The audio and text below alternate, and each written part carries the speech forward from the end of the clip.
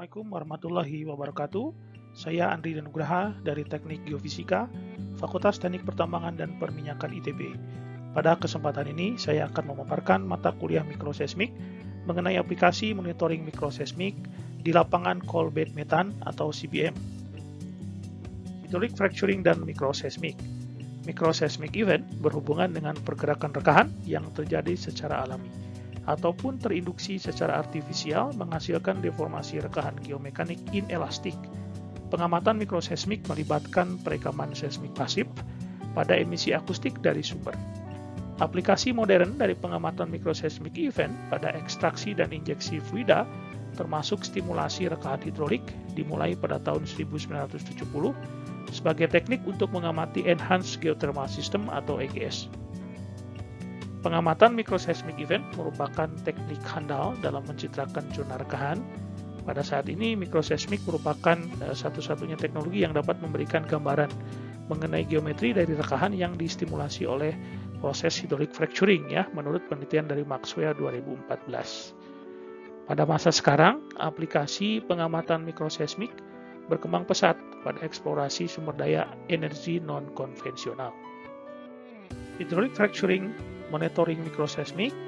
Melalui monitoring mikroseismik, informasi-informasi dari pekerjaan hydraulic fracturing yang dapat diketahui antara lain orientasi rekahan hidrolik beserta panjang dari setiap arah, bentuk rekahan yang terstimulasi, apakah rekahan berinteraksi dengan sesar dan menyebabkan anomali pada geometri rekahan, kemudian apakah rekahan terbentuk sepanjang sumur treatment, area dan volume rekahan yang distimulasi, kemudian peningkatan permeabilitas dari reservoir. Akuisisi dari data mikroseismik melibatkan perekaman seismik pasif secara kontinu menggunakan beberapa sensor baik seismometer maupun geobond yang disusun dalam konfigurasi tertentu. Sensor seismometer dalam hal ini dapat dipasang dalam berbagai konfigurasi seperti di lubang bor ataupun di atas permukaan tanah tergantung pada tujuan pengamatan. Vertical downhole array. Konfigurasi borehole array sendiri merupakan skenario yang paling sering digunakan untuk pengamatan mikroseismik pada hydraulic fracturing.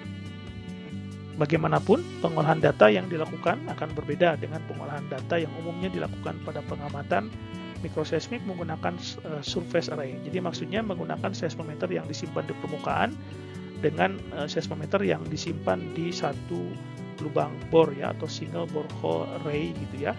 Artinya di sini kalau borehole array sensornya itu menjemput bola atau menjemput mikroseismik mendekati sumbernya ya. Jadi mikroseismik ataupun rekahan-rekahan yang timbul gitu ya bisa dideteksi oleh sensor-sensor yang mendekati sumbernya tersebut.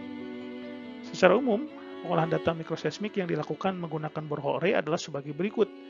Pendefinisian geometri pengamatan dan orientasi alat atau sensor. Hal ini disebabkan karena arah utara dari orientasi alat belum tentu sama dengan arah utara geografi bumi karena sensornya berada di bawah permukaan pada kedalaman tertentu. Kemudian konstruksi model kecepatan, umumnya model kecepatan diperoleh melalui data log berupa model kecepatan satu dimensi untuk Vp dan Vs. Kemudian identifikasi mikroseismik, picking untuk penentuan waktu tiba gelombang P dan S dan perbaikan waktu tiba gelombang P dan S. Penentuan lokasi hiposenter mikroseismik pada tahap ini melibatkan metode inversi. Optimasi metode perlu dilakukan pada konfigurasi ini untuk mendapatkan hasil penentuan lokasi hiposenter yang akurat. Analisis tingkat kepercayaan dan kontrol kualitas dari hasil proses komputasi. Kemudian penentuan atribut sumber seperti magnitudo, mekanisme fokus, dan lain sebagainya. Demikian materi pada pertemuan kali ini. Terima kasih. Wassalamualaikum warahmatullahi wabarakatuh.